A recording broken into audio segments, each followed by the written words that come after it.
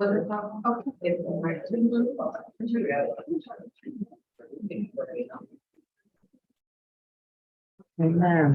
Without it out, right? That's yours.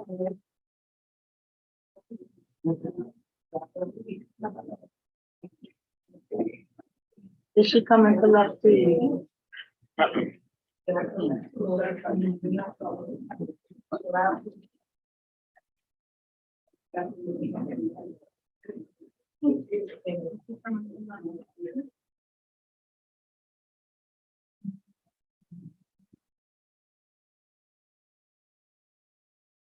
Now, is Miss Oliver still on the Zoom? No, Okay. but we don't all got the June, right? Whenever. Is there an election in June? Well, somebody said we need to get out the door.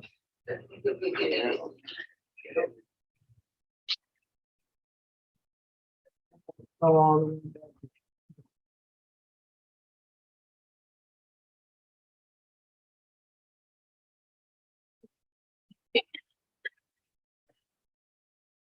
In my throat.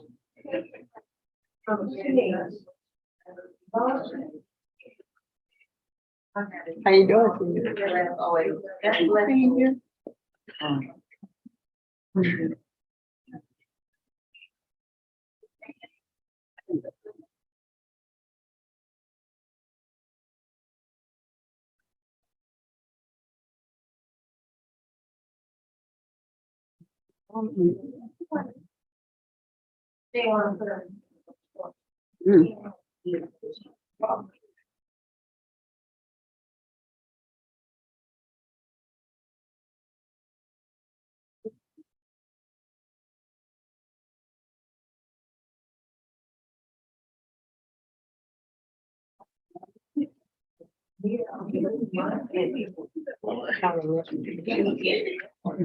Don't do eat. Okay.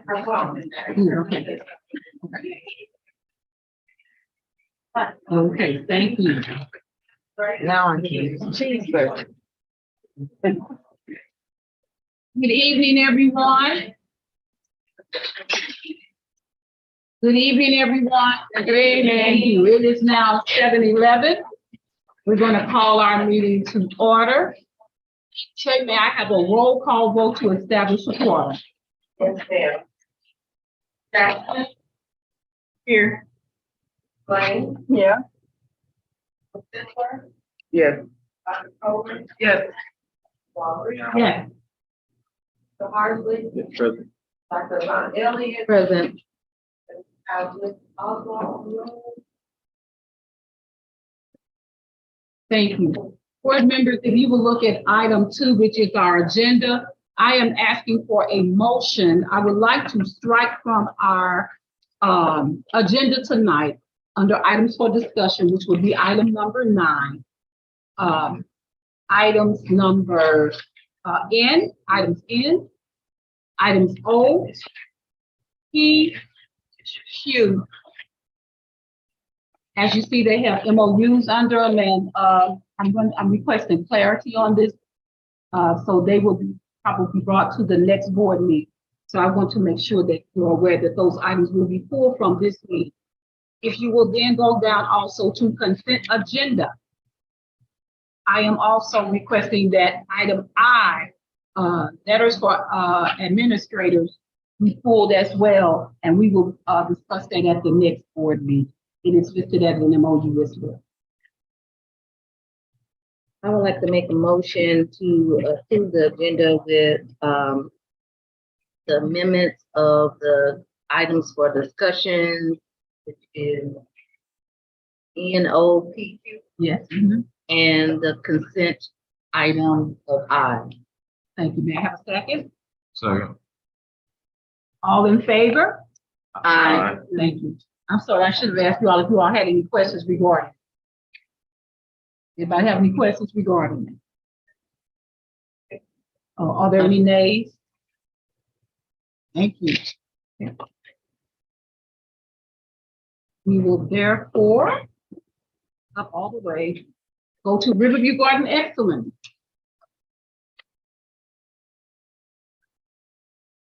Good evening, Special Administrative Board members, Ruth Adams, colleagues, community, students.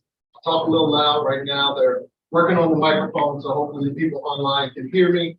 But today, for Riverview Excellence, I would like to acknowledge the one, Dr. Pruitt Adams. Dr. Pruitt Adams was honored by the Royal Vagabonds Society on June 17th. She was honored with the Dr. Henry Gibbons Junior Leadership Award in Excellence at their luncheon ceremony.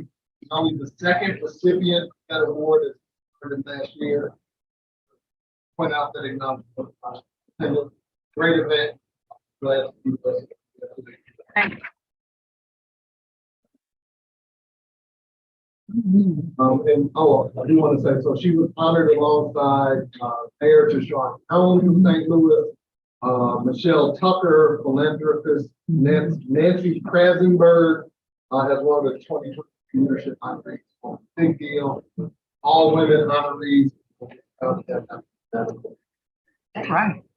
Secondly, right before the meeting, I presented you all with the Rambler. That is a Thank you. That is a newsine, sort of a newspaper magazine hybrid that was done by the Riverview Gardens High School journalism students, led by Miss Elizabeth Holzer is the teacher of that class, and Principal Nave Preciousberry is also a member. She was a member of that class, and so we were able to get a certain amount of copies printed for the students. For the board and for some of the schools that'll go out to. It's also available online on the Riverview Gardens High School website. So we just wanted to make sure you had a chance to see the great work that the high school journalism class put together. So one of those was a fall issue and the other one was for seniors. So I just want you to enjoy those. Thank you.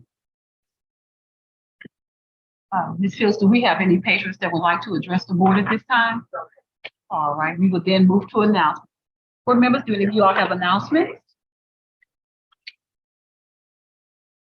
Okay, well, I have two announcements.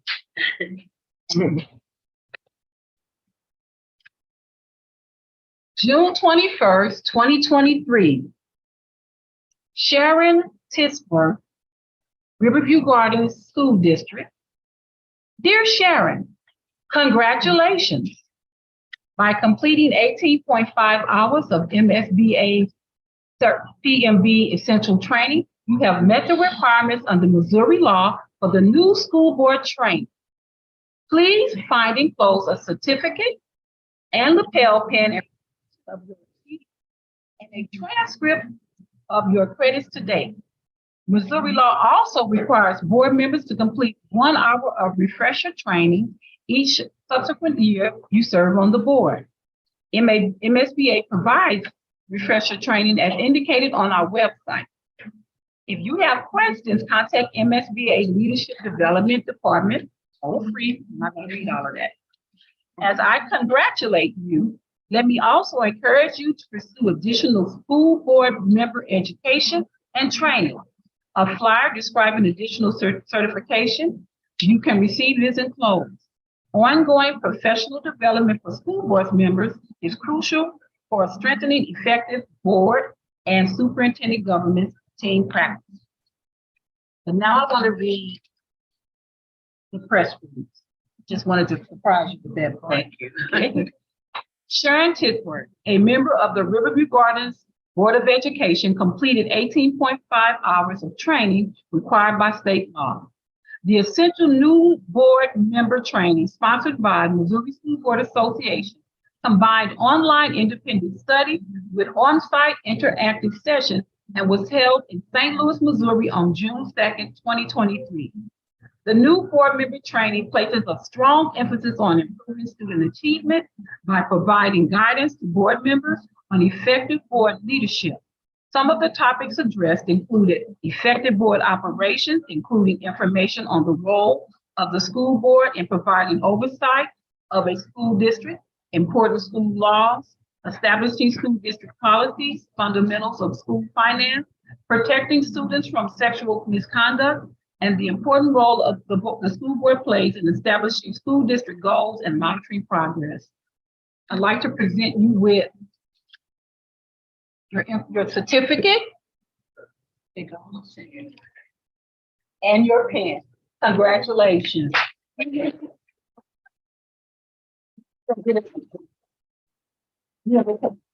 All right. Right here. Wait a minute. And this is a little something for me to make you extra rich. Thank you. What have we here? Jacqueline Jackson.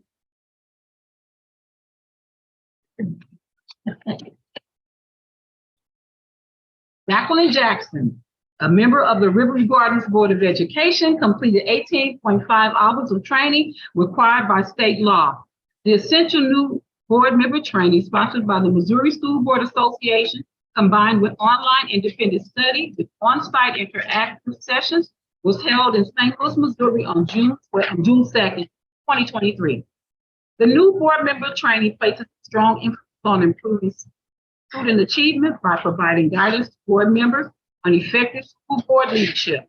Some of the topics addressed include effective board operations, including information on the role of the school board, providing oversight of the school district, supporting school laws, establishing school district policy, fundamentals of school finance, protecting students from sexual misconduct, and the important role of the school board plays in establishing school district goals and monitoring progress. Congratulations.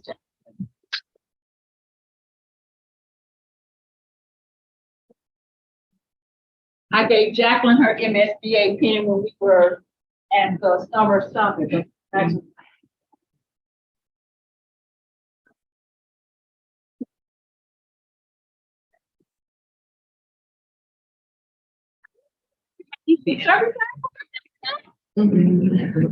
Thank you. We will now move to the superintendent's report. Good evening, everyone. Just a couple of announcements. This is the final week of summer school in person. Sure, they go fast. However, we have 300 seats for elementary and 300 seats for secondary for a virtual summer school for an additional 3 weeks. Parents will receive a letter indicating how they can go online and register for this additional learning opportunity. Also, I would like to just take a moment this is Precious' last meeting with us. And as an official student rep to the board, she kind of made history being our first student rep, and she's represented us well. While Mr. Sistrunk talked about my award, Precious was not there, but she was mentioned. I think Rennie Knott from Channel 5 is truly a fan of Precious Berry because he talked about her to the group and said, we will hear great things from her as she moves. So I want to just thank you for your time and your service to this board, and your insight, your announcement. Thank you. I also want to thank Miss Mary Oswald. This is also her last board meeting with us, and I believe she's been on the board since, I don't know the year, a long, long time. And so we're going to take her portrait and put a token on there, a little statement, and deliver it to her. Ms. Oswald, over your years of service, you've had marked impact on our students, our staff, and our community. And she's already said, even though she won't be on the board, she wants to be on the committee. And I think you know us well enough to know that we're going to hold you to that. If we could, I don't know if Precious wants to say something today, or if Ms. Oswald, we could allow that. Yeah, I'll make my comment. Precious, did you want to? This short. You're going to do your student report. I didn't see it on there. I'm so sorry. Okay, she's got a student report coming. Ms. Oswald, would you like to say something?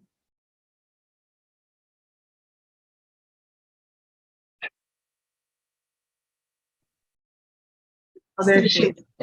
Simply thank you to everyone, and it's been wonderful, and I'm going to continue. Thank you. That concludes my announcement. Oh, hold it together. I get so emotional. We will now have our regarding student representative report.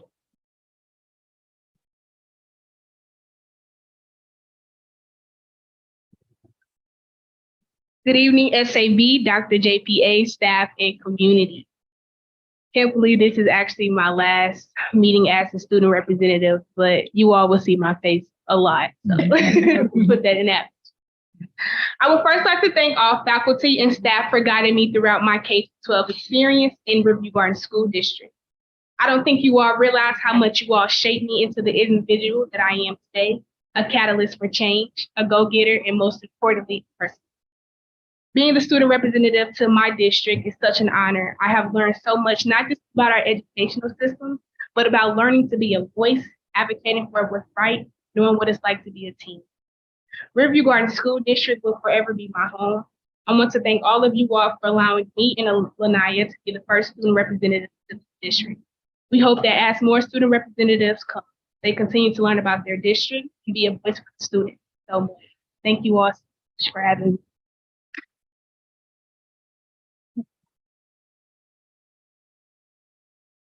Okay. I just want to acknowledge the state representative, Rachel Crowdy, that's here today. Oh.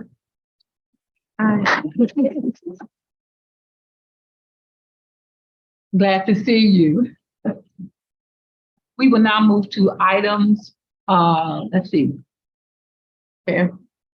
Items for information, so we will turn it over to Dr. Pruitt. Thank you.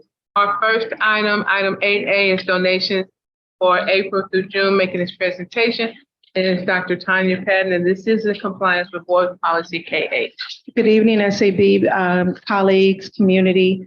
Tonight I present to you the district donations from April 2023 to June 2023. As noted, are there any questions? I don't have any questions, but to see some of the items that were donated, members, I hope that you really take time to look at donations that come, because it really did my heart proud to see on here about the hospital. BJC, Yes.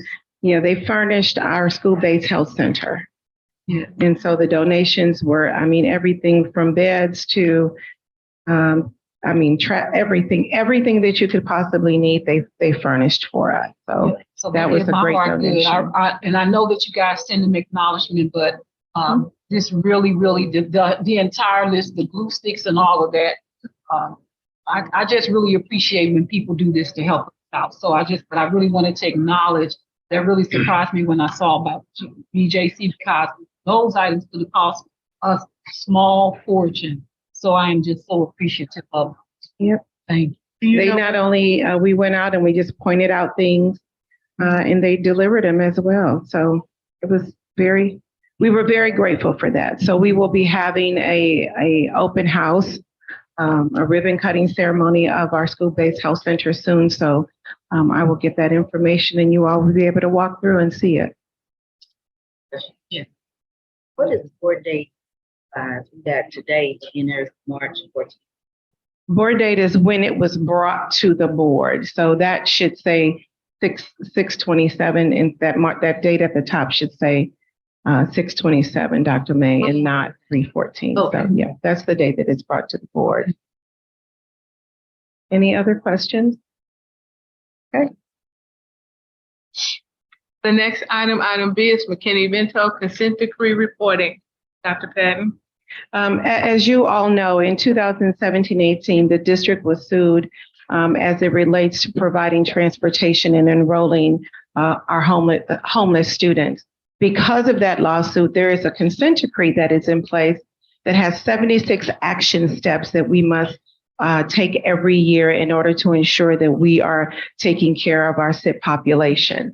Each year, we have to provide information to our attorneys in the fall and spring semester. And with that information, they put together a report that is then presented to the attorney who's monitoring Riverview Gardens to make sure that we are adhering to the consent decree. So the report was provided. We give them information such as enrollment disputes, attendance, the discipline of our students in transition, just tons of information related to the over 800 students we have that live in transition. So the report is provided. We read the report and then we develop goals for the following school year. So there are several areas we will be working in next school year, namely the suspension of sit students and trying to support them in remaining in our schools. And that's really it. I'm not going to read it. As you know, it's a long report, so I will not read it. I will ask you if you have any questions related to the report. Okay, thank you. The next item is the Prop R update. Making this report is Ms. Yvonne Green and Dr. Levon Singleton. This item is in compliance with policy DIAA fund balance.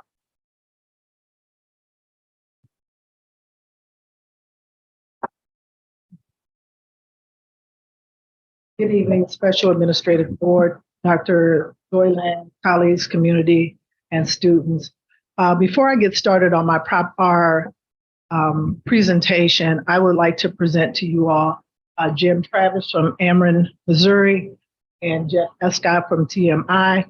Last week, I talked about what we do with Prop R monies and ESSER funds when we put in new HVAC systems. So I'm just going to let them speak to you all for a brief minute, please.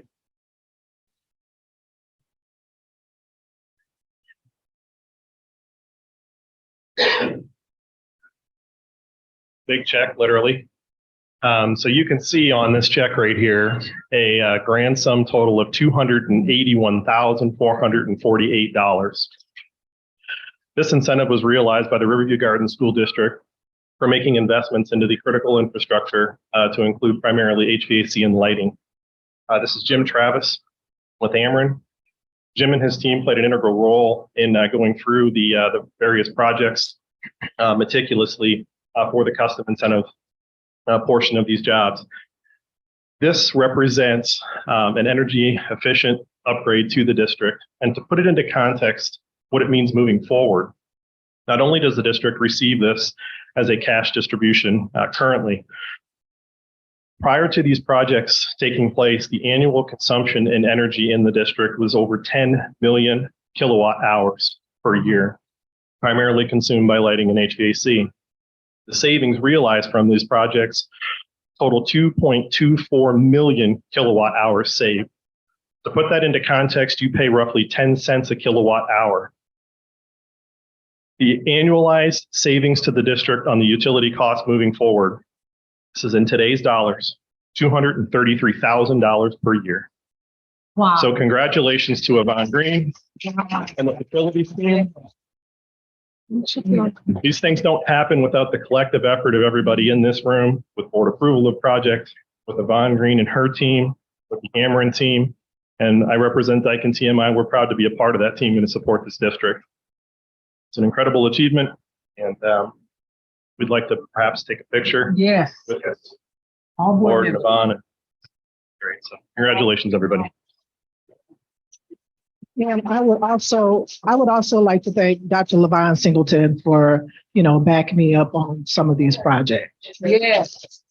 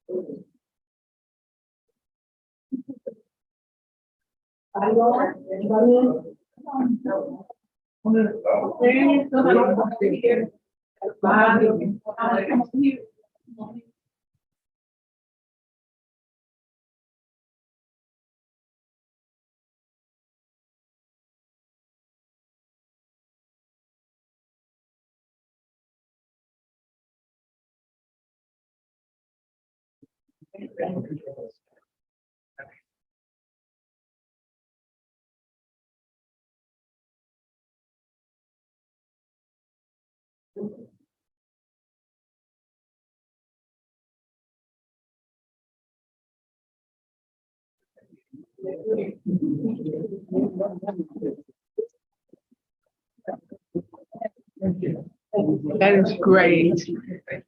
That is great.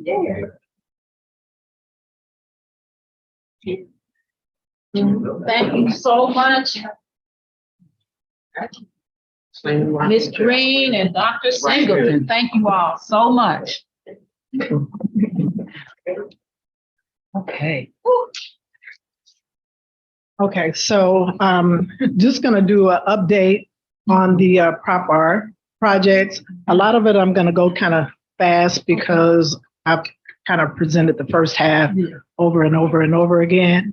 So just some of the completed projects that we've done some rooftop units, and that's part of that Ameren rebate that we got back. We did some abatement, band room, parking lot, the phone system, water line, some fire alarm upgrades, the wireless upgrades, roofing, more rooftop units, playgrounds, parking lots, electrical upgrades, the district-wide building access upgrade, more rooftop units and interactive boards with technology.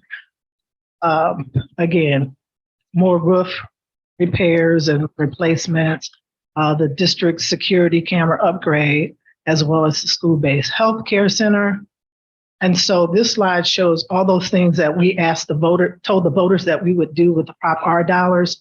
And so you see those things that have been completed.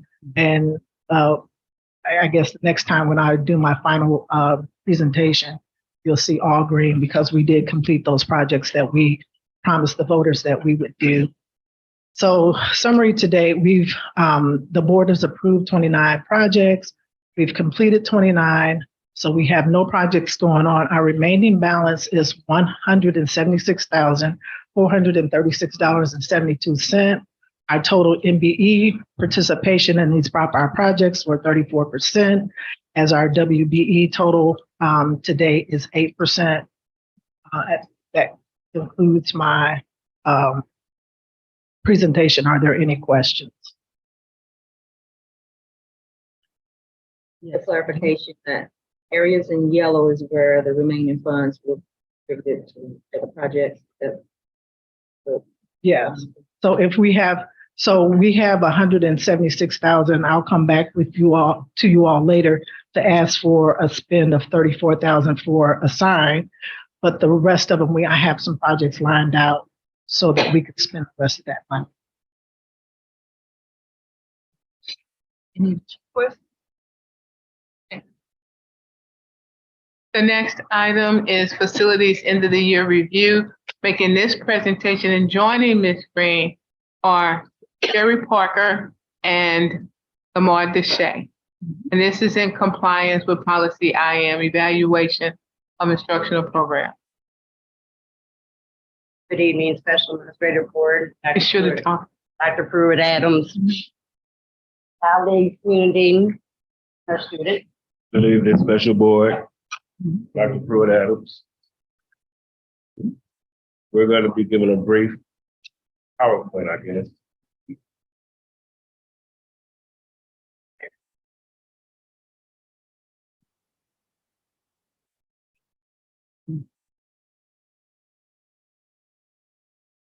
This is our facility maintenance custodial goals that we plan to maintain.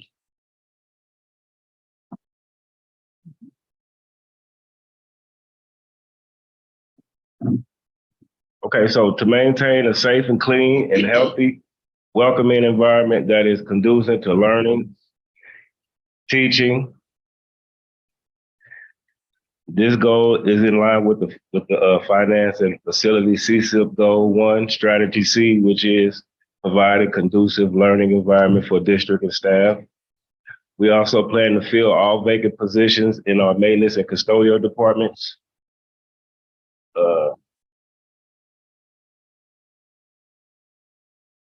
Chair. I got it. My paper's not on. Okay. Right now, our facilities department consists of me, Vaughn Green, which is our director of facilities. We have Jane Crum, which is our secretary, our facility supervisor. I said myself. We have 2 carpenters, 1 electrician, 1 locksmith, 0 on-staff plumbers. We have 2 grounds workers, 1 warehouse worker. We have 1 HVAC technician and 1 HVAC apprentice. Well, I must be backwards.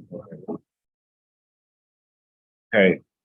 As we speak, though, we're in the process of vetting and interviewing 1 electrician, another locksmith, another plumber, another ground worker, another warehouse worker, 3 HVAC workers. Am I holding it backwards? No, that's you, Chair. We have 70 total custodial positions. I have 3 vacancies at Central Middle School right now. I have 1 AOS worker there that I would like to bring on full time when he has his hours. So that'll only bring us down to 2 vacancies. I have 1 vacancy at Moline Elementary. I have 1 AOS worker over there as well, which she hasn't been here that long, but hopefully we'll be able to bring her on board. At Riverview Gardens High School, we have 2 vacancies. I have 1 AOS worker over there, which he's ready to come on board, but he wants to wait until after the summer. I have 2 vacancies at Westview, 1 AOS worker. He's fairly new, so she's fairly new, so I'm not sure how she'll work out yet. I have 2, it was 5 long-term absence, but now I only have 2. I have 9 AOS workers altogether, but so far they're all working out great. So hopefully we'll be able to bring them on board to fill our vacancies. Any questions? What's an ASO? What does ASO stand? Hey.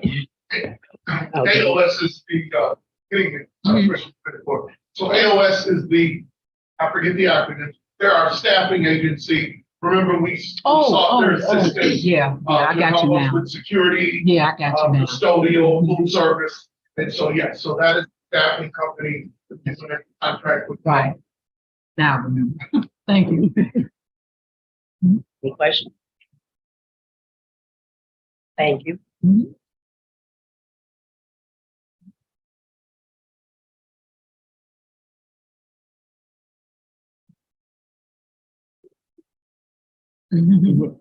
Oh, I'm hitting the wrong button. Okay, so now I'm gonna speak about some of our strengths, weaknesses, opportunities, and threats in the district. Some of our strengths are we have dedicated and knowledgeable staff in the trades and maintenance department. We also have many long-term custodial employees.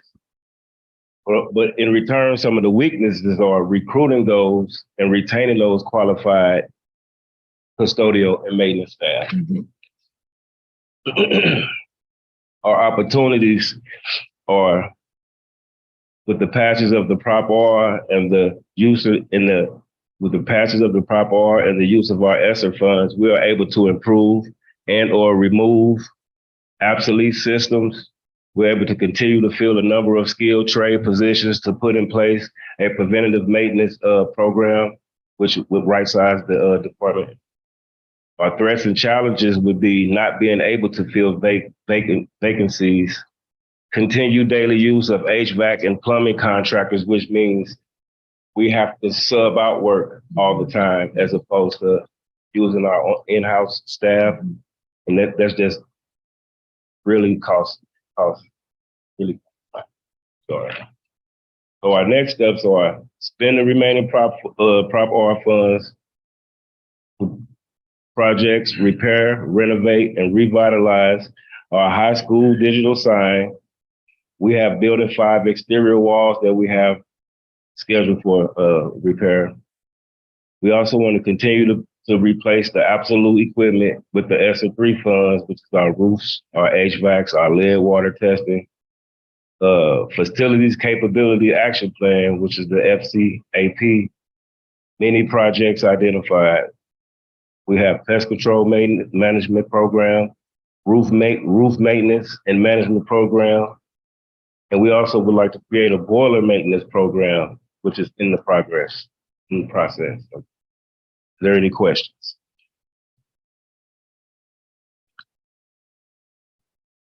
Thank you very much. Thank you. Thank you. That concludes our items for information.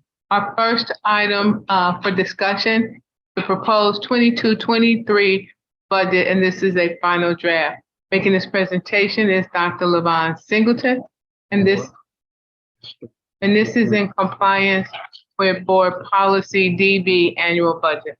Dr. Singleton? All right. Good evening, Special Administrative Board. Good evening, Special Administrative Board, Dr. Pruitt-Adams, colleagues and community. Tonight, I will present the final draft of the district's budget. We'll give just a brief discussion, and then at the conclusion of the meeting, we will ask for action as is required by DESE, that all school boards adopt their final budgets prior to June 30th. But before I share that, I do have a little piece of exciting news as well. Just about 2 hours ago, I got off the phone with our bond underwriters. I was able to share this with Dr. Pruitt-Adams, and hopefully at our July meeting, we'll bring some more information. But as you know, the district for a long time had a BBB negative bond rating, okay? And let me just quickly explain what a bond rating is. Just like your individual credit score, what it does for you and the possibilities and the opportunities that it opens for you, it's very similar to what a bond rating is for a school district. So it's the school district's credit score, if you will. Of course, the top score, individual credit scores can range from 300 to 900. But in terms of bond ratings, they can go from a AAA bond rating, which is absolutely perfect, all the way down to through the alphabet, and it can get down to a D bond rating. Anything from a AAA bond rating to a BBB minus is an investment grade, okay? It's investment worthy. It's attractive to those investors. So when we put out bond issuances, then those are typically the ones that the investors go after more so than anything. I'm excited to announce that our bond rating has gone from a BBB negative, and we've upgraded 2 notches to a BBB positive. So let's celebrate that. Yeah. Dr. Pruitt-Adams and I have spent the last month going back and forth with S&P. S&P is the people who do the bond ratings, just answering various questions about the school district. They drilled us on our finances. They drilled us on our accreditation efforts and scores and things like that. Let me share this. Of course, we're not where we want to be, but certainly I will take a 2-notch upgrade over no upgrade at all. So the BBB plus bond rating puts us in prime position to be able to issue debt in the future and go for those investors who will certainly come and give us the needed capital. So I'm very proud. I know Dr. Pruitt-Adams is very proud. The Special Administrative Board, you all should be very proud. I will do a more formal presentation at the July meeting. Again, this is just hot off the press about 2 hours ago. And so I didn't want you all to have to wait or hear it anywhere else other than from your team here. And so I think that is just a really good news for us to celebrate. So the district's bond rating has increased. The only thing, and I'll be just very transparent, one of the biggest things that's keeping us from that A category is the accreditation. We have to get that accreditation back in standard, regain full accreditation, and there's absolutely no reason that we won't be at the top tier when it comes to our bond rating. So one more time, let's celebrate the BBB plus. going from triple B minus to a triple B plus bond rating. So I wanted to just share that. And I did leave you all just a rating sheet, just some basics that I found on the internet that if you wanted to read up a little bit more on those bond ratings. So that's the single sheet of paperwork that you have, okay? All right, so let's get to our final budget presentation. I won't spend a lot of time on this. As you all know, 1 week ago, we were right here in this very room. We had our initial preliminary budget presentation. We went through a lot of these details. And what I promised to do is come back and share with you any major changes as a result of the time period from which we had our budget presentation. So just to go through this again, I can never get these things right either. So. All right, there we go. All right. So again, we've spoke about our mission and vision in the school district, that our budgets should certainly align to the mission and vision in our school district. We also talked about our value statements, what things matter to us. So our budget should also reflect those value statements, being student focused, meeting the needs of the whole child. It should be collaborative. We went through a collaborative budget process where we invited the school, families, and community to give input on what we do here in Riverview Gardens School District. Our budget should reflect integrity and transparency. And so we've certainly tried to do that in bringing these budgets and these challenges and our successes to you. Let's look at the operating revenues. And this is where we want to spend just a few minutes, because I really want to make sure that we give the board, that our board is informed on where we get our monies from, okay? Under the revenue category, you see about 9 or 10 different sources of revenue that comes into the school district. Obviously, a significant portion of current and delinquent property taxes. And if you look at the far right column under budgeted 23-24, you'll see the monies that we're budgeting for this current fiscal year. One of the reasons for the significant increase over previous years is because assessed valuation has grown tremendously in this school district. And also we have a very high tax rate, okay? So we're confident that we're going to see those kinds of revenues. Prop C, the sales tax of 1%, we get those revenues. We've got some other small local monies that we receive, county. State revenue is our biggest piece of money that we receive, okay? More than $32 million we're projecting next year, and that is as a result of the foundation formula. So just again, the state revenue is the biggest piece of money that we received. And I think I mentioned to the board last time, we've got to make sure that we're doing things, watching our enrollment and making sure that our attendance is top notch so that we can continue to see those kinds of revenues come in. We've got some federal revenues. We have a title program that funds a lot of supplemental things that we do in the school district. And then we've got 3 pots of ESSER monies. We've got ESSER 1, ESSER 2, and ESSER 3. Those are temporary monies. They came into the district designed to help us continue our operations that were impacted by COVID. And so we see the impact of those revenues as well. Then we get some student activity monies. And then we've got a little small category for other. Last year, I think we sold the land to the Fire Protection District. That would be an example of an other type of line item where we would get those kind of revenues in. So we're looking at about $95 million in operating revenues for the next fiscal year, okay? We have not seen those kind of revenues in quite some time.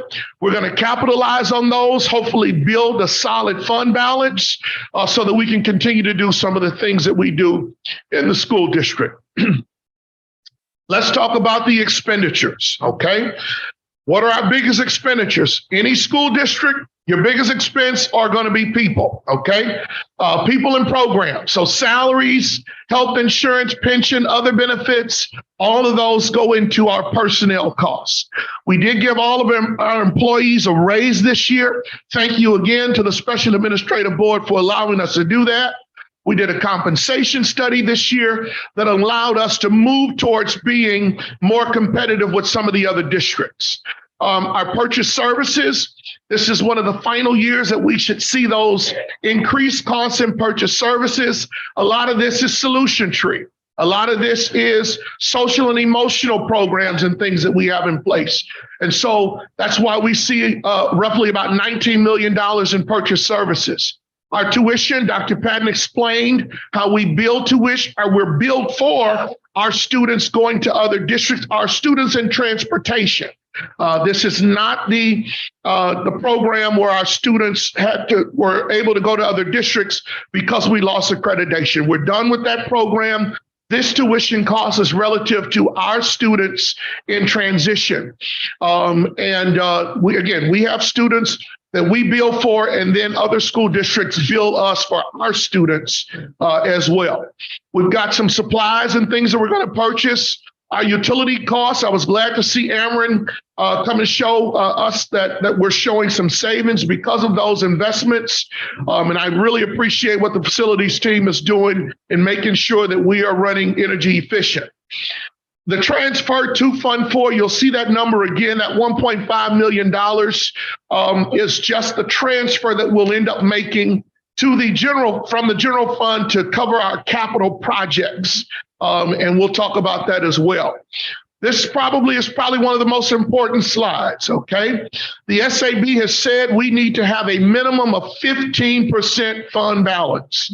And I am very, very excited. When we did the math here, we looked at our numbers over and over, and the far right column at the bottom shows about a 37% fund balance that we should have going into the next fiscal year. Okay, a lot of this is, let me stress, a lot of this is because of ESSER, but we are doing the right things. We're saying yes to some purchases. We're saying no to some purchases. And so our finance team, we work hard daily to scrutinize and make sure that we can enjoy those kinds of fund balances here in the school district.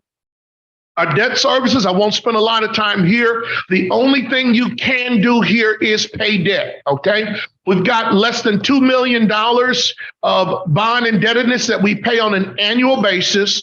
And so that $1.9 million will go to pay off or to pay on, if you will, some of the bond indebtedness that we have out there. Capital projects, again, I apologize for the small font there, but we're going to use ESSER dollars to continue to work on capital projects. We've got some roof replacements lined up. We've got some lead testing, some mold remediation. We've got some HVAC things that we're doing. And so we're going to continue to make sure that we address our capital needs in the school district. So that is there as well. I mentioned a lot of this. Again, I don't want to be too redundant, but again, what really helps us with this foundation formula, we've got to make sure that we focus on our average daily attendance, okay? We have to show substantial improvement in those areas, or we're not going to get the monies that we have received in the past as a result. The other piece of this I mentioned as before, and I'm very proud, is that our assessed valuation has consistently grown in this school district over the last 6 years. Since 2018, we have seen steady increases in our assessed valuation. And assessed valuation is the summary of all of the properties in our school district, okay? Your house, your neighbor's house, the neighbor down the street house, all of those property values add up to what the county is estimating roughly about $337 million. I know we all got those pretty letters in the mail from the county assessor telling us that our property values have increased. Well, those are good. That's good news and good things for the parents and the scholars in our community. They're living in homes that have increased in value. And so that's important as well. We're going to continue to monitor the revenue and expenditures in our school district. We're going to continue to monitor our fund balance. Again, on a monthly basis, I bring to you all a summary of fund balance report. Prop R, as Ms. Green just mentioned, we've got $176,000, just a few small projects that we're going to utilize those remaining funds to do. But again, we kept our promise with Prop R. We went to the voters and said, we need this money to do capital projects, and that's exactly what we did. Okay. Proposition E, thank you to everyone who participated in Prop E. Roughly 2 years ago, we were boots on the ground and we knocked doors and we made sure that Prop E passed. It passed by more than 66%, which is a super majority. And we made some promises. We made some priorities, if you will, that we were going to strive to regain full accreditation. We're going to expand early childhood, and we're doing that. We're expanding transportation. I get calls all the time. If students live within the mile radius, I'm having the bus company pick them up. We need to eliminate any barriers that hinders a student or a scholar from entering into our school buildings. We're expanding our health services for students and families. You heard Dr. Patton mention about the school-based health center. Our salary schedules have become more attractive over the last few years. And also we're striving to establish community and adult education programs. I mentioned to you all of the ESSER programs. ESSER 1, we're 100% done with that program. We spent all of the monies. ESSER 2, we're about 85% done with that program. We've got a few months left, but I can assure you we're going to spend all of that money as well. That was about $15 million. Our ESSER 3, we've got about a year and a few months to finish that program. I'm very confident that we're going to spend those monies. We've got some very aggressive things that we're going to be doing with ESSER 3, which was about $35 million. In all, we've got about $53 million in ESSER funds that came into this school district that we're going to do some great things and continue to address learning loss, capital improvements, mental health, and those kinds of programs. This is the conclusion of the slide presentation. I do want to share this though. I think there's a white piece of paper, there's 3 pieces of paper that are stapled together. That is the summary of the budget, okay? Again, we went over the operating budget as well as the debt services budget and the capital budget. And the only other thing, okay, I gave out an extra copy. Is there an extra? Yes. Yeah. Yeah. All right. The only other thing that I would like to bring up, because it was brought up certainly in one of the questions that came back to the school board, is our budget message. Okay. If we can just quickly run through the budget message. School districts are required to issue a budget message as a result of adopting the budget. Typically, what we have done was after the budget has been adopted, then we create the message. Okay. We want to make sure that the budget is adopted and it's solid, and then we issue a message to the public regarding the school district and how and what our budget looks like. So again, the first page just tells you what it is, the document, and you see Dr. Pruitt-Adams and my name on it. The second page lists all of you, the special administrative board members, as of the budget adoption. The third page lists our schools, okay? And the fourth page is where the message starts, all right? We gave you about a page and a half of good things that talk about the district's financial position. Let me say this, we're in a strong position. We're in a strong position, a stronger position than we've been in quite some time. And again, I always relate this back to 2 things, Prop E and also the ESSER funds. And I mentioned that here. We also talk about Prop R in the budget message and Prop E and how Prop E was passed. In the budget message, we also mentioned assessed valuation. That's extremely important for our community to know that the district's assessed valuation has increased. We go back again and we talk about some of the things that I mentioned in the presentation, our revenues and our expenditures. The budget message also mentions the budget process, okay? I know you all know and understand that the budget is just not a magical number that just jumps before you in June. This process starts, in fact, we open the budget next week, and we're going to be starting working on the next year's budget as well, okay? We start in the fall, meeting with budget managers, getting everybody together, and identifying our priorities and our needs for the school district. So we talk about the process. We always bring it to the board. We have a preliminary hearing. We ask for community input, budget, the principals, the students, everybody is a part of this process, okay? We talk about accounting and reporting. We talk about the various funds that the school district has. There are 4 major funds. I report on them at every meeting, at once a month, at the second meeting in every month. The next page talks about the revenues. Again, I mentioned those to you. What are our revenues? Property taxes, sales taxes, state funding, the basic foundation formula, transportation revenues. Again, all of this was included in the summary presentation. But again, you have now a written document that says budget message for your approval as well. Our federal revenues, our fund balances, and then our bond indebtedness. Okay, so everything that the state says we need to have, we have. You have the full and complete budget package here. That concludes my presentation. Are there any questions for me at this time? Yes. So the summary of what we have,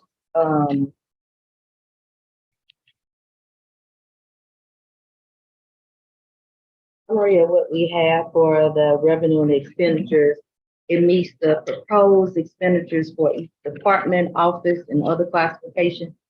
Would that meet that? Because I don't, by department, office, and other classifications.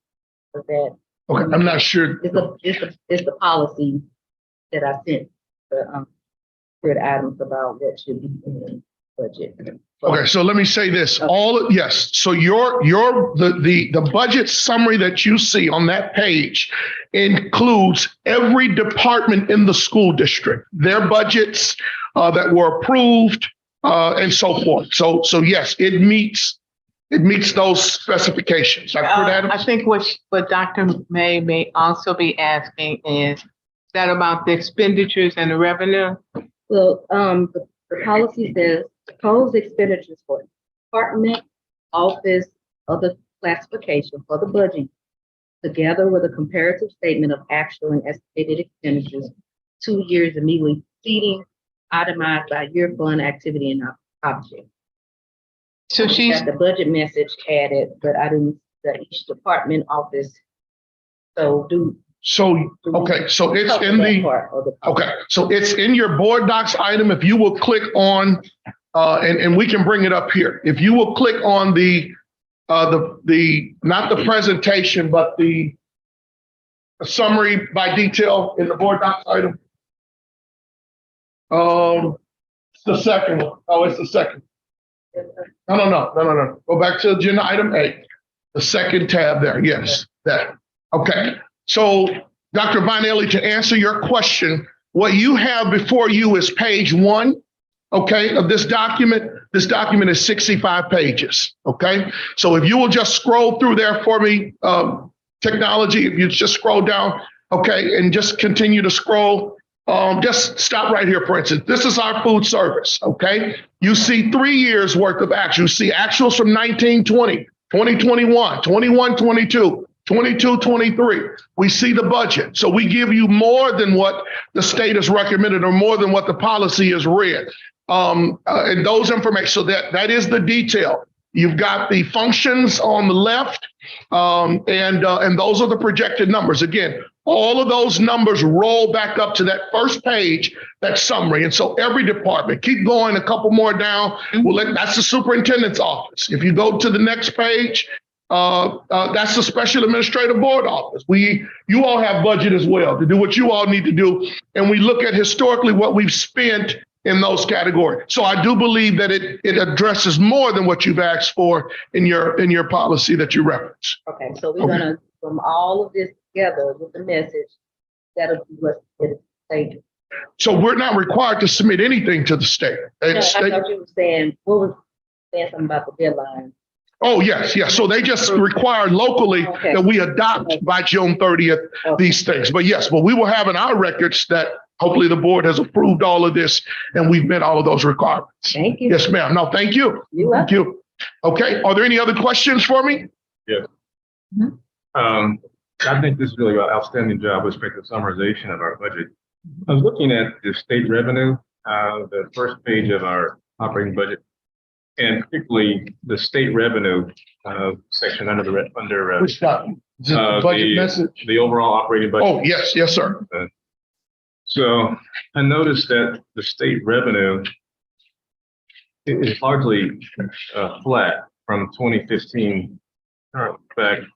For 2015, 2016, the state revenue was $32 million. And that's actually the same number for 2023, 24. So it's been up and down a little both years, but it's remained relatively flat. Sure, sure. And is that a function of the state foundation formula that you were talking about? Absolutely. So I'm wondering, with respect to the budgeting message, whether there's any need to communicate to our community the essentiality of student attendance with respect to that budgeting and that need for revenue. Yeah, absolutely. And so I've mentioned it in a lot of my presentations. I know Dr. Pruitt-Adams has mentioned it as well. I think I've mentioned it to the board over and over again. Attendance is going to be critical if we're going to expect to see that number continue and even rise. You know, Dr. Pruitt-Adams has reminded us that this is the last year that DESE will allow us to use previous year's attendance to go along with this formula. And so we have to. Attendance is going to be extremely important. We press that upon our summer school, and hopefully our summer school numbers will reflect that.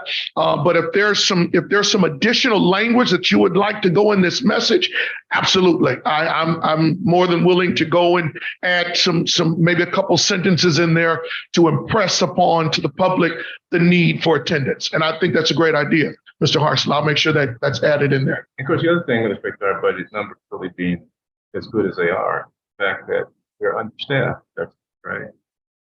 You know, you sound like you do the kind of work that I do back there. Sound like you've been peeking through our window, Mr. Harsley.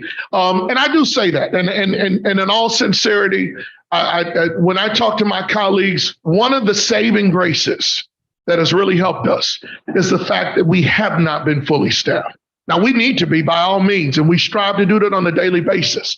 But those monies that are unspent on some of those vacancies has certainly helped us to make up for some of the deficits that we would have experienced.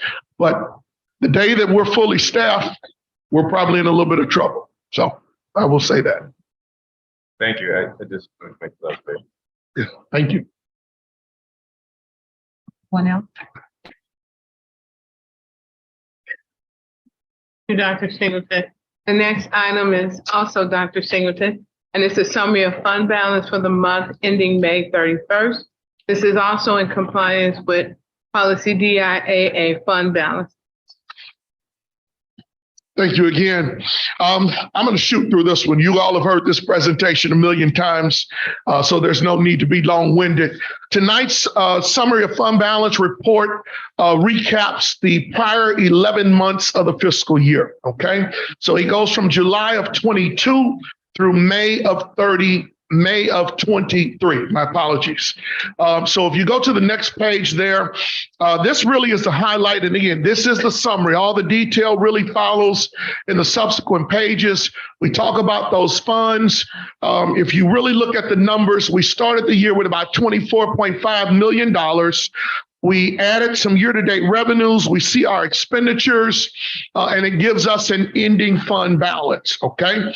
And again, we are looking good. I think you will see in June's numbers that the district is really doing well in terms of maintaining its fund balance and being able to pay our bills. The next page, or the next slide, if you will, talks about the grant expenditures. Again, we summarize those. These are our federal grants. We give federal monies for Title, for CARES Act, lunch. That information, the expenditures are summarized there. On the next page, the grant revenues are the same. We show the revenues that we received and also whatever outstanding collections there may be. The next page talks about the revenues, and we look at it by fund: the general fund, teachers fund, debt service, and capital projects fund. And we show the budgets and what's outstanding in those funds as well. Next page talks about the expenditures for the same time period by fund. Again, we're tracking the revenue and expenses by fund, which we are required to do. And then the final 2 pages looks at the revenue and expenditures year to year. So where were we as of May 31st, 2021, May 31st, 2022, May 31st, 2023. And again, we can look and we can see where our general fund revenues have gone from 26 million to 29 million to 35 million. And again, a lot of that is the infusion of ESSER funds. Our expenditures on the very last page do the same thing. We look at those expenses, and again, with increased revenues, obviously we anticipate some increased expenditures. And again, ESSER funds have really been a saving grace for our school district. That concludes my summary of fund balance report. Are there any questions for me at this time? Thank you. Thank you. Our next item is lawn care and grounds maintenance. This is compliance with policy FEF2, construction contracts, bidding and awards. Making this presentation is Ms. Yvonne Green. Again, good evening. The first item, the lawn care, is to continue to use our current vendor, SS Nelson, and they do our weekly mowing, fertilization, and things like that at a cost. And they also do the removal of snow in the high school, the total high school campus, at a cost not to exceed $163,345. Are there any questions? Thank you. The next item is items for environmental remediation and abatement at the FCRC, the Family Community Resource Center. And this is in compliance with board policy EBAB, hazardous material. Green? This is to do some abatement work over at FCRC. We have the ACE program over there, and we've had some issues with the sewer that bagged up in the basement on the west side of the building. And so we need to get that cleaned up and remediated. So on the west side of that building, that's a cost not to exceed $32,450. And then on the east side is to do some asbestos abatement removal on the east side of that building in the lower level at a cost not to exceed $23,320. And that will be both costs together is $55,070 and planning to use ESSER 3 funds. Are there any questions? You said that the sewer backed up. Do we have some type of program? I know, and I'm just asking, but in most municipalities in this area, there's programs that you have with the municipality when there could be some plumbing or issues, whatever. Does our school district have something similar to that we would do with St. Louis County or what have you? Sewer lateral? Not necessarily. I know we have sewer lateral in our municipalities, but I'm just saying, as far as the school is concerned, for insurance purposes, do we have something that similar to that we could utilize? Not to my knowledge. Anytime we have something that's going, unless Dr. Singleton, No. Okay, I was just curious. Unless we have, anytime we have any sewer concerns or that go outside of our building, I always call MSD to come out and take a look. And most of the time I get the same answer. It's on our property. So it's on us to repair that. Okay. I was just curious. Mm-hmm.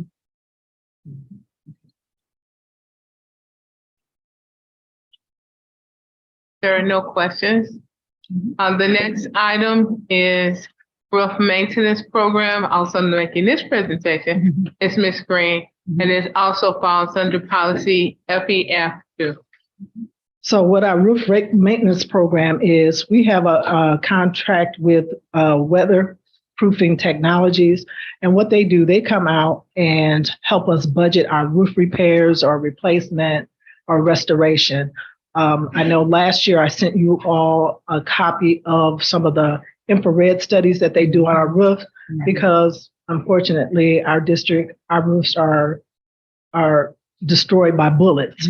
And so whenever we have a leak, we call them and they respond within 24 hours to go up on our roofs and take a look and do some minor repairs for us. And then they help us build our budget to do those roof replacements. And this is at a cost not to exceed $80,000,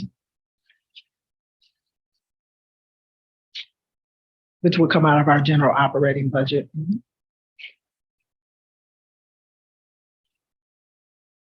Any questions? I'm sorry. The next item is custodial supplies, equipment and equipment paper repairs renewal. And this is with Royal Papers. They supply all of our custodial supplies, our paper supplies, our trash bags, equipment, and also repair. If any of our equipment breaks down and it's going to be out of commission more than 2 weeks, they will give us a loaner. And this is at a cost not to exceed $200,000. And this is from our general operating budget. Are there any questions? Thank you. Okay, the next, don't sit down. I believe the next one is you too. Oh. The next item is the Okay. message board at the high school. Okay. So with Prop R, the message board is like the digital board that we have out front. And I just wanted to, I think we should invest some money at our high school to make our high school look appealing, just like if you drive by other school districts at their high school, they have those nice digital boards. So why shouldn't we? And so this is Prop R dollars at a cost not to exceed, you know what, I don't even have that paperwork with me. $43,000. Okay. Thank you. Are there any questions? There's one board. Yes, ma'am, it's double-sided. So when you drive down Shepley, you'll see it on both sides. Thank you. I think you're done. I'm done? I think so. The next item is federal programs title grant acceptance 2324. This is compliance with policy DD grants and DJFA, federal programs and projects. Making this presentation is Lakina Curtis, Director of Federal Program. Good evening, Special Administrative Board, Dr. Pruitt Adams, colleagues, community, and students. Tonight, I present the Federal Programs Title I grant that has been completed for the 23-24 school year. DESE, which is the Department of Elementary and Secondary Education, administers federal funding available under what's called ESSA, which is Elementary and Secondary Education each year. Funding is available with these monies each year for the LEA that meet eligibility requirements under the law. We also have what's called school improvement funds which is little a, which has been allocated to us as well.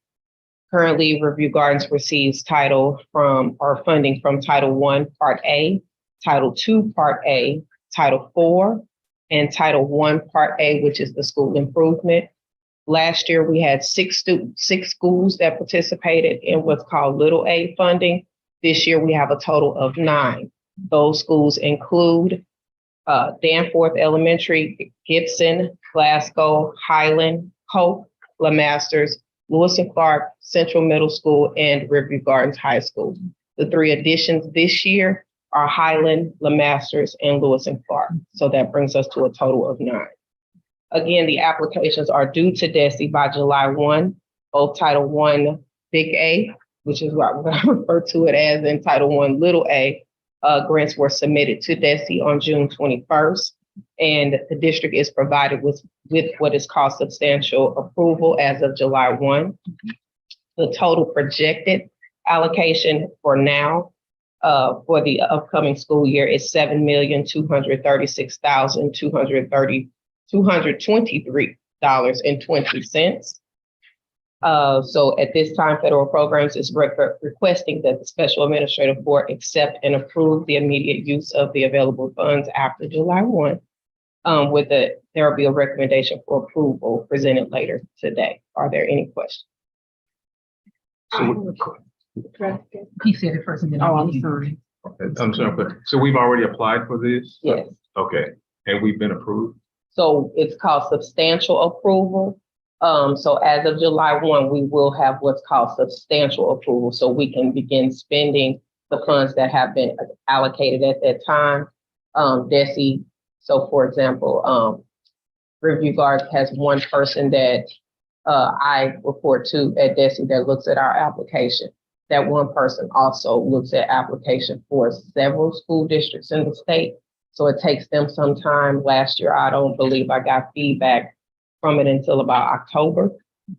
So it takes that long to get final approval. We did not get final approval until like December last year. Thank you. It's nice. So do you have to apply for this every year? Yes, ma'am. And so you apply to DESE. Yes. They receive the funds from the state, From the federal government. from the federal government. Yes, ma'am. So is there a reason why all of our schools don't have this? So all of our schools do receive what's called Title I Big A funding. So all of the schools get that. There's a separate, like a sub grant, if that makes sense. So DESE then looks at sub grants themselves, and they look at MAP scores, attendance, things like that for each school district. And then they make a determination on which schools will also receive not only the big A money, but the little a money as well. DESE makes that determine, and they determine how much each school gets. Okay, thank you. No problem. Any other questions? I don't, do we have a grant department?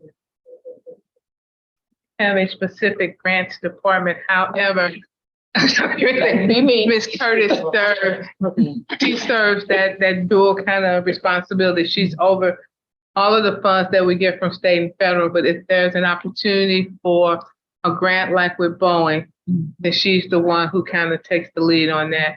If it's safety and security, it's been Dr.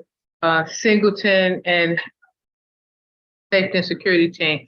If it's tied to social emotional sports, it's Dr. Patton and Ms. Deidre Ladil. So it's kind of, and so what I do each, well, not Dr. Singleton, but he knows, but I kind of assist them with how to set up their accounts, where to put the funding so that they make sense. To DESE when we have to report back our funds. Okay, the reason why I was asking Dr. Singleton, because we're legislators, so I know that we might have been off in practicing, but our policy even states that we approve the process before the application. So in the future, the application has to be approved before you even apply for it, basically. So that's why I was saying that, because I know in the past, I would hear, we got money, but the policy says we gotta approve the application process, the board does. Does that say state and federal? All grant proposals shall be approved by the board. That's a little different. This is not a grant proposal. This, because we are 100% free and reduced lunch, they call it an application, but it is money that is allocated based upon our free and reduced lunch percentages. If we are applying, for example, if we're applying the state gave the free safety grant. Right. That has to be brought to, that has to be brought forward to apply. So like, for example, right now, Tierra, our parent engagement person, brought to me like another grant that she was looking at, and I just told her to get the information. We cannot apply for it. We cannot even let these people know that we're interested in it without me bringing that particular type of grant to the board for approval. Yeah, so it just says for regardless of the amount of funding before a grant application is presented to the board, the superintendent designee determine whether or not the district has the appropriate staff to support the grant project and maintain accurate records. Absolutely. So, yeah. Before any grants, or usually if I get noticed that there's a grant, I send it to the appropriate individual. I say, look at this, give me your thoughts. The other day, Newton and I and Tina met with a company that's offering free grant for call pass monitoring as a part of that state program. That's free. And so it goes to each individual, who I believe is the appropriate individual to look at it. And then, but this, I just want to say is different. The term application is the term used because you have to put it into DESI's It's about system. EP. Yeah, So it's not technically an application and it's technically required for us to do. Right. So that everyone is clear, the title monies are, we're entitled to those. Right. It's an entitlement. It's not something that we're applying for. We're telling them, they're telling us how much we got coming and we're telling them how we're going to spend the money. Oh, okay. According to those guidelines. So it's just like the foundation formula. That money's coming. Yeah. We don't have to apply for that. We meet those criteria. And so federal government flows through those money. So this is not, Us we won't asking. be denied title money. Oh, Yeah, I think it's not a denial, oh, you Right. submit your application. No. I do it's not also that kind of- want to clarify another example that's going to come up. Last year, we had to apply for the summer school grant in advance. Correct. And Dr. Nichols came to the board and asked to apply for that grant. This year, she came forward asking for summer school using ESSER. However, this year's summer school grant, they told us we fill it in after the fact. And so we are actually in the midst of summer school, but based on DESI guidelines, we'll actually apply after. And so I just want to put that out there so that when that comes, then, you know in advance that that is one based on DESI's requirement this year that will be done after. And there are some DESI grants that are not entitled to us that will fall under that requirement. Any other questions? Any other questions? The next one is the Little Bit Foundation contract for 23-24. Making this presentation is Dr. Tanya Patton, Assistant Superintendent for Student Services.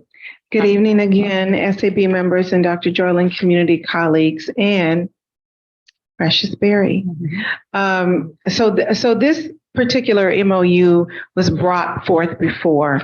It has since been revised to be an MOU and a contract.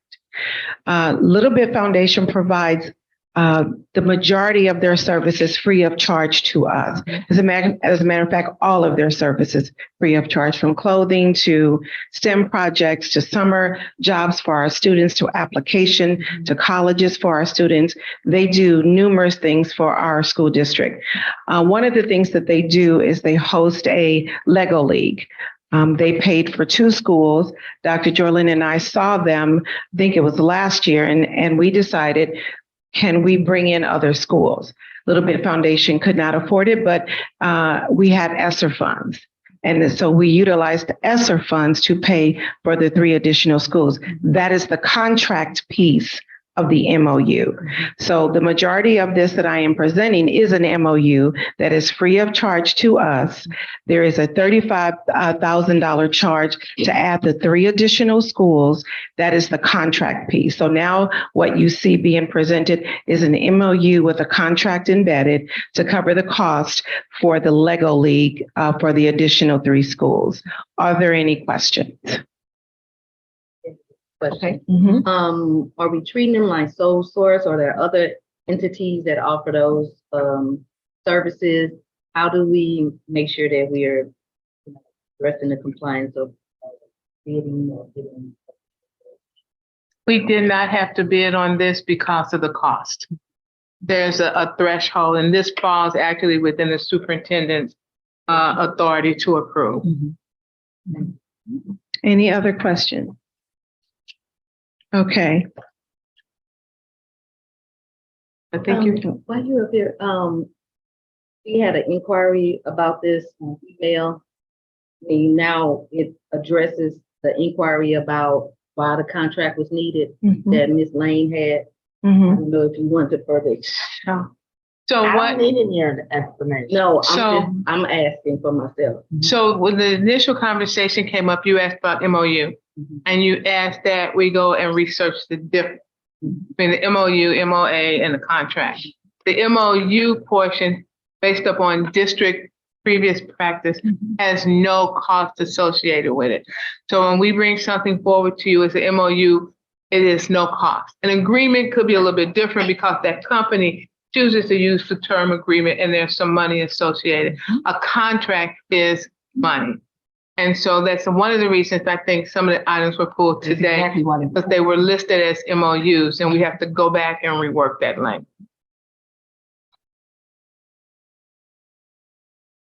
The next item is the Family Workforce Centers of America for 23-24. Dr. Pat.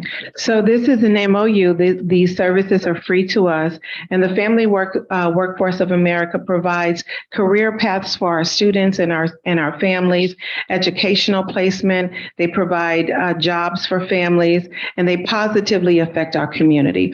All of their services are free of charge. Are there any questions about this MOU? Not questions about it, but I've heard of this program before, and it's a great program. It is. We've been working with them. But then they also, if you have like a family member. They do. They will help them as well. So it's a great program, much needed in this area. Any other questions or comments? The next item is the Memorandum of Understanding for Lutheran Family Services and St. Louis Area Food Bank. So we have an MOU. This is a renewal of the MOU that we've had with both of these organizations. Lutheran Family Services provide counseling services to our students. And then the food bank, of course, they are the ones that allow us to host the 2 food distributions that we do at both of our middle schools each month. All services are free of charge. Are there any questions on these MOUs? Not a question, but I wanted to give you a public kudo. Sitting with some people at the summer summit and just talking about some of the things that they offer at their school district and some of the things that we offer at our school district. And some of the people that I spoke with are just blown away with all of the services that we have that people are giving to us free of charge. So I just want to give you kudos. Thank you for saying that. We had a family move from our district to another school district near, and they called us and said, they don't nearly provide the support that you all provide. So thank you for saying that, Ms. Morrell. Any other questions, comments? Thank you. Thank you. The next item is the staffing plan adjustment. Making this presentation is Ms. Monica Williams. And I do want to say, I didn't say it earlier, this is also Ms. Williams' last board meeting as a member of leadership team. And although she'll be around as a consultant, I've known her a very long time, and I meant to say this earlier, I am going to. Don't have me crying. This is Mary Kay. Thank you. He will. All right, good evening, Special Administrative Board, Dr. Pruitt-Adams, colleagues, and community.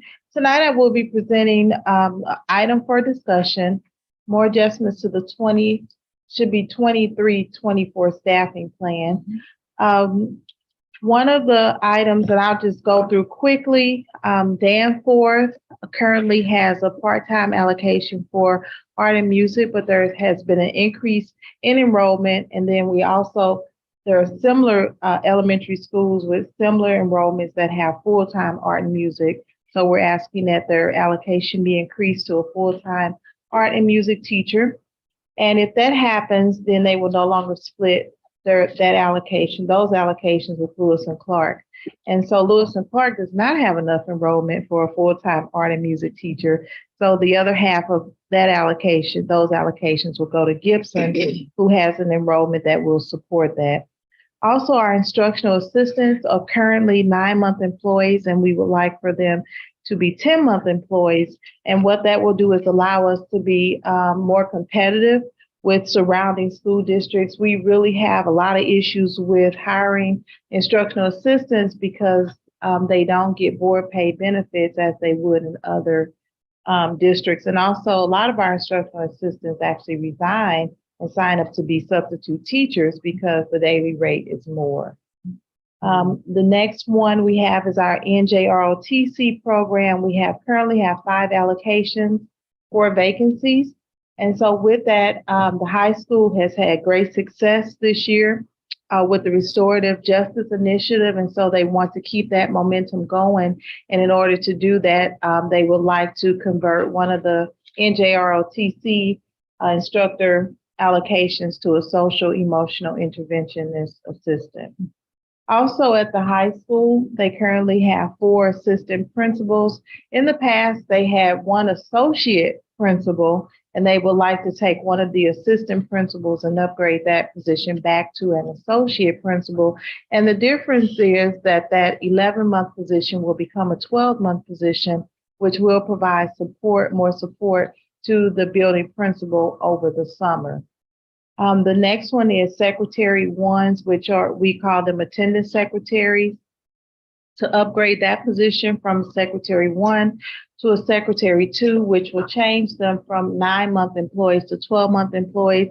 Again, the same issue here. We have a lot of people cycle through those positions because we don't offer benefits. So as 12-month employees, they will receive benefits. And with student attendance being a priority for the district because we know it's tied to funding, they can use the summer months to clean up a lot of the attendance issues that we have going on, and then also better prepare for the upcoming school year. And then we have the master scheduler. Currently at the high school, we have the master scheduler who's a secretary to actually doing both jobs. And so what we want to do here is actually combine those positions. And so we're taking 2 allocations and making it 1 at the high school where that person will be responsible for the secretary 2 duties as well as the master scheduler duties. And then the last one, or almost the last one, in-school suspension for Central Middle School. Our in-school suspension positions have been harder to fill because you need to be a certified teacher. Central Middle School has also been one of the schools that have shown a lot of progress this school year with restorative justice. And so they're asking to reclassify their in-school suspension position to a social emotional interventionist assistant. And then lastly, we have federal programs, and you'll see there the positions for the federal programs. Any questions? In making the, making the in-school suspension teacher be social emotional, does that eliminate the need for certification? It does. Yes, the social emotional intervention assistants do not require teacher certification.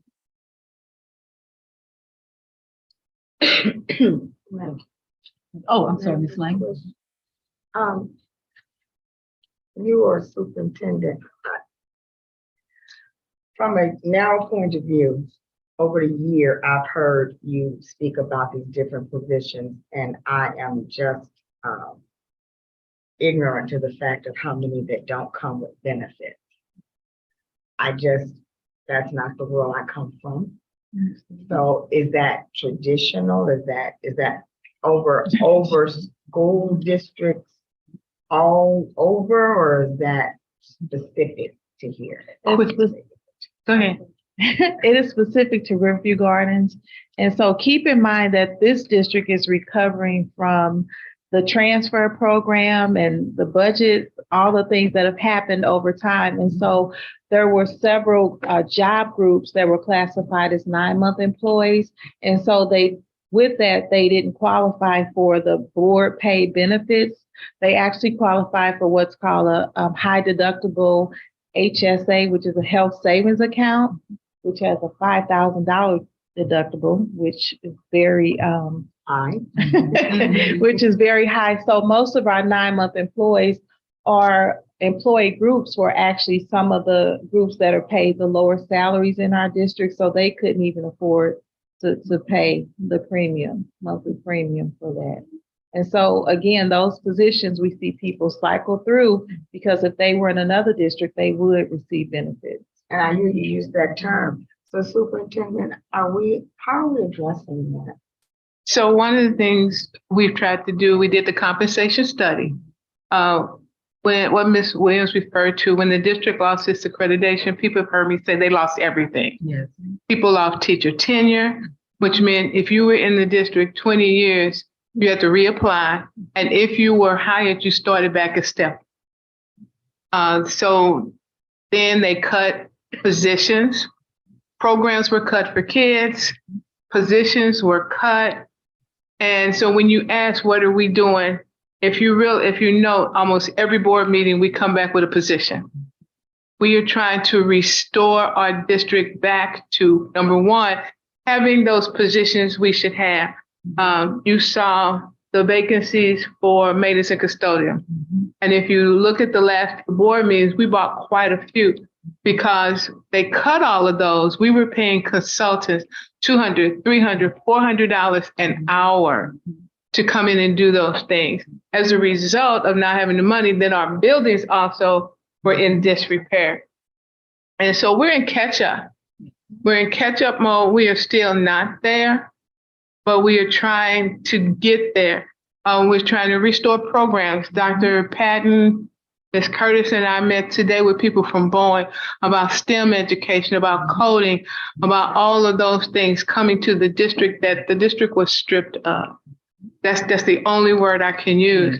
And so we will be coming to you again with more. But the fact that we talked about tuition reimbursement, we don't have that here, but that is a draw for every school district. If I can take so many courses and get part of that and get reimbursed for part of that, that's a draw. We don't have that. We used to have it. Right. So we're trying to put back things in place that for the last 11 or 12 years were removed. And so when you ask how are we addressing it, gradually, but we're chipping away at it. Thank you.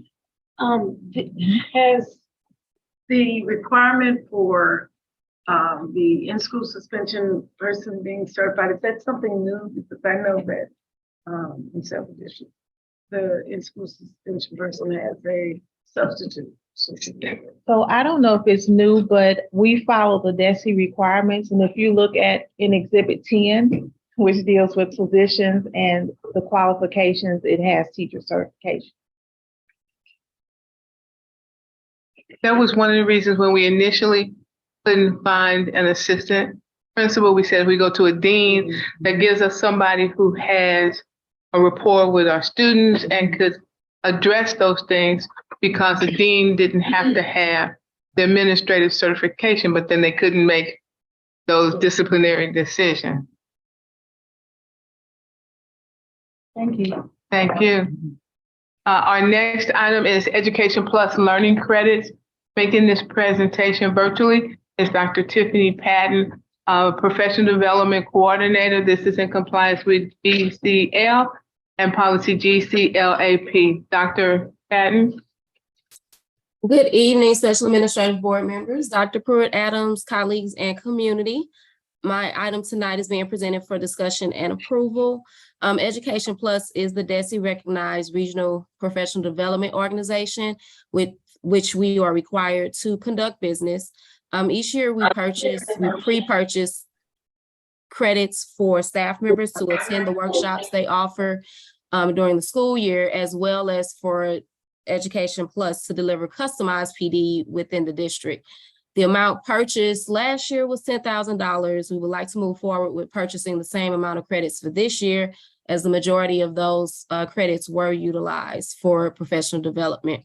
So I'm requesting approval tonight to secure the learning credits with Education Plus at a 15% discount rate, which will expire on June 30th if not purchased or approved by then, and not to exceed an amount of $10,000. Are there any questions that I can answer regarding the item? Okay, yes. Dr. Singleton, the additional items that are budget related are already included in what we are doing tonight with the budget. Is this the educational credit? Yes, so she, I'm sorry, let me stand. Yes, so she does have a standing PD 1% budget that's included in the budget process every year. So yes, this approving this tonight will tap into her PD 1% budget for next year. We also have a membership with Ed Plus, and this allows us to offer professional development at a lower cost. Yeah.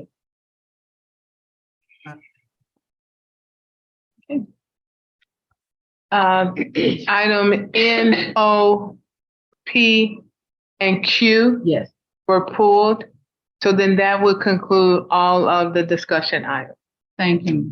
We will now go to item 10, which is the approval of the consent agenda. And if you will recall, board members, that I requested that item, where is it? I thank you all so much, that item I be pulled as well. May I have a motion to approve the consent agenda with the exception of I? I move to approve the consent agenda with the exception of I. Thank you. May I have a second? Second. Are there any questions? All in favor? Aye. Did everybody say they were in favor? Any opposers? Any abstentions? All right. I do have a question. Yes. Just regarding the items that were pulled. So is the expectation that we come back with them under the correct heading? Yes. Okay. Yes. Thank you. Thank you. So we'll now move to items for action. A, proposed 2023-2024 budget final draft. May I have a motion? I would like to make a motion to approve approve the budget with the amendments to the budget message to include information about staffing and attendance. Yes. May I have okay, I have a second. Any questions, discussion? Okay. Dr. Singleton, I do have a question. There is an amount for the staff budget for 49,000. I just want to understand what that. Where? Can you put it on the page or? It was right before. Okay. It's in the long budget. Second one where it says the budget summary where it lists everything by department. I think that's the one she's looking at. It is page 13. And it says other professional services, budget amount 49,000. Okay, I will ask Dr. Pruitt Adams and Mrs. Fields to speak to this. This is the special administrative budget. Again, they were. But portion of, let me click to it. You're the special administrator. So it's $49,000 in other professional services. I think some of this is the addition of the new board members. Yes, some of that is because we have gone to a full 7-member board. And then the other is to conduct a superintendent search this fall. That's what that was, yes. Okay, so that's Superintendent 49,000. search, yes.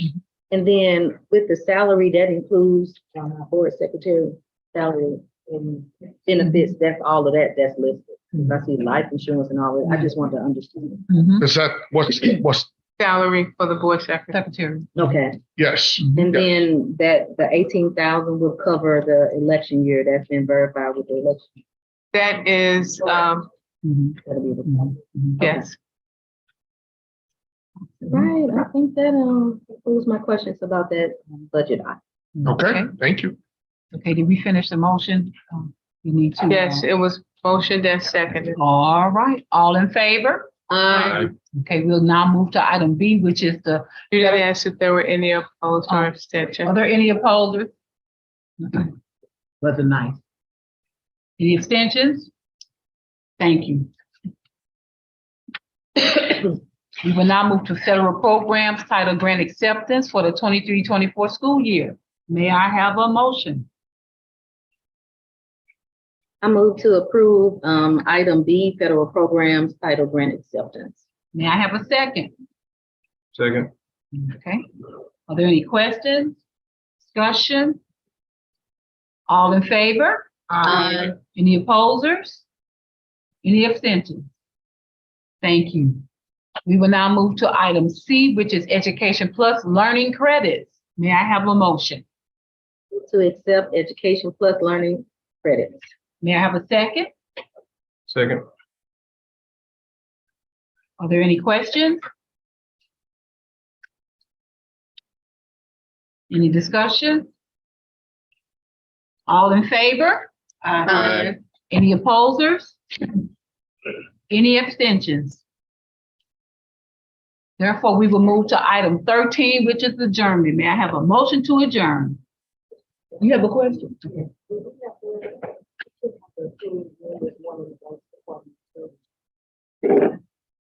They can just. Thank you. I move to adjourn. May I have a second? Second. Any questions? Discussion? All in favor? Aye. We are adjourned. Ask them if they oppose. You ain't asking them that. Y'all was like, nah. Not for this.